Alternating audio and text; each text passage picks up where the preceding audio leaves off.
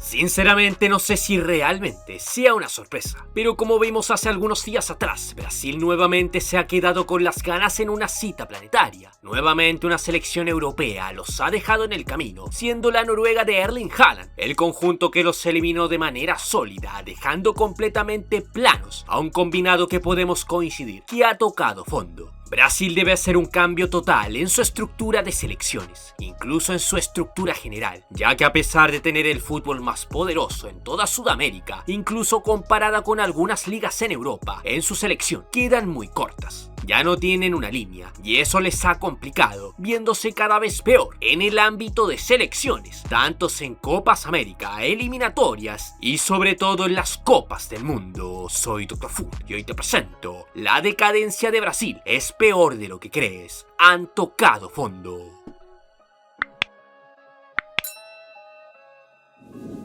Al parecer, atrás ha quedado aquella Brasil que tanto maravilló en tiempos pasados. Brasil ya no tiene magia, todo ese yoga bonito ha desaparecido, siendo absorbido por un fútbol muy mecánico que a la canariña no le ha servido para nada. Fuera de lo colectivo, a nivel de individualidades, Brasil no tiene mucho. Sí, me pueden decir qué tal Vinicius, qué tal Rafinha, que hizo un pésimo mundial, entre otros que llegaban como posibles figuras y simplemente se han quedado en el camino. Pues la realidad es que de este Brasil, dudo que cualquiera sea titular en uno de los míticos equipos del Scratch, campeones del mundo. Ninguno está a la altura de lo que representaba el cuadro pentacampeón. El último gran equipo que vimos fue en 2006. De ahí todo se vino para abajo. Y ahora en pleno 2026, al parecer la canariña ha llegado a tocar fondo. Previo a este mundial y previo a la llegada de Ancelotti, recordemos que venían de una crisis interna sumamente fuerte. Tras la salida de Tite, probaron con diferentes nombres: Ramón Meneses como interino, Fernando Diniz en la misma condición y un Dorival Jr. que simplemente fue un fracaso en Copa América en 2024. Terminaron quintos en la tabla de eliminatorias, quintos.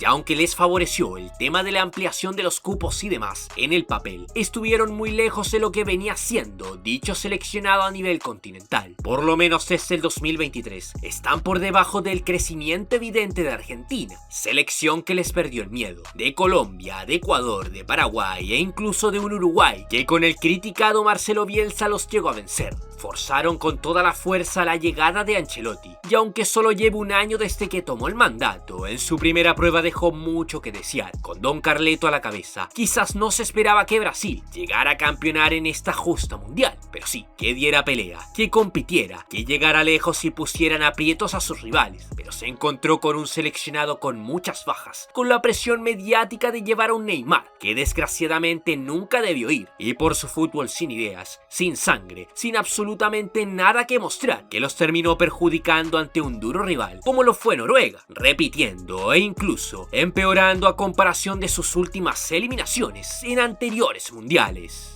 Con esto Brasil se queda por primera vez en la historia fuera de un mundial en octavos de final de este Italia 90. Sí, el formato es nuevo, pero es muy pronto para que una selección de su talla se quedara eliminada. Ahora en Brasil están sumamente cansados. Le renovaron el contrato a Ancelotti hace nada, de cara al 2030, por lo que el proceso seguirá. Y sinceramente creo que es lo óptimo. Ahora excusas ya no hay. De seguro vendrá una extrema renovación. Los jóvenes tomarán la batuta. Vinicius tomará la referencia como cara del equipo, algo que hizo muy bien en este mundial, siendo sin dudas lo mejor de Brasil con sus 4 anotaciones en 5 partidos jugados.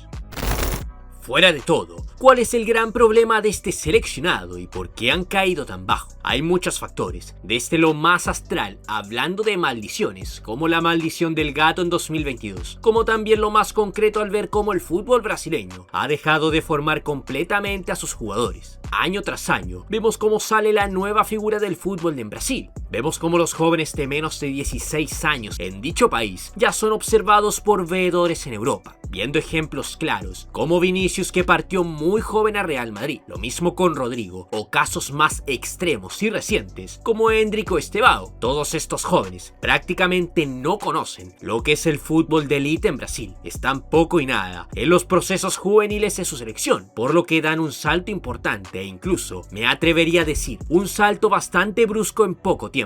El caso más llamativo quizás es el de Víctor Roque recientemente, que muy joven la rompió a nivel local con Atlético Paranaense, Barça Barcelona lo adquirió en 2023. Solo 6 meses estuvo junto al Barça, no dio la talla en Real Betis y tuvo que retornar a Brasil para relanzar su carrera. A Endrick le ha pasado algo similar en Real Madrid. Incluso Estevao partió muy bien, pero se ha quedado en el camino junto a Chelsea. Es decir, las joyas brasileñas parten bien, pero no terminan por desarrollar sus carreras. El último gran referente sin dudas Neymar, quien estuvo 5 temporadas con Santos, debutando en 2009 y partiendo en 2013, antes de salir a España. Recién con 22 años, salió ya con la madurez necesaria y formado con el conocimiento para hacer un aporte en Brasil. El resultado de todo esto, Ney es el goleador histórico del conjunto verde-amarelo. El futbolista brasileño ha sido mecanizado, pasó de ser mágico con su yoga bonito a ser muy europeo en su estilo. Soy fiel creyente de que cada país tiene una filosofía en su ADN, cada equipo tiene un fútbol que le ha caracterizado y que le acomoda en su ejecución. Desde que a Brasil le quitaron su juego bonito, que han perdido su sonrisa. Ahora todo es muy europeo. Por esta razón llevaron a Carlo Ancelotti. Al ver que prácticamente la gran mayoría de los brasileños están terminando su formación en el viejo continente, decidieron ir por un técnico que entiende esta línea, pero al corto plazo esto no ha funcionado y la verdad no sé si lleguen a encontrar lo que tanto buscan en el plano internacional, reprimiendo lo que realmente son, un equipo que históricamente quiere ser protagonista, que vive el fútbol con una sonrisa, que le gusta la gambeta, el juego fluido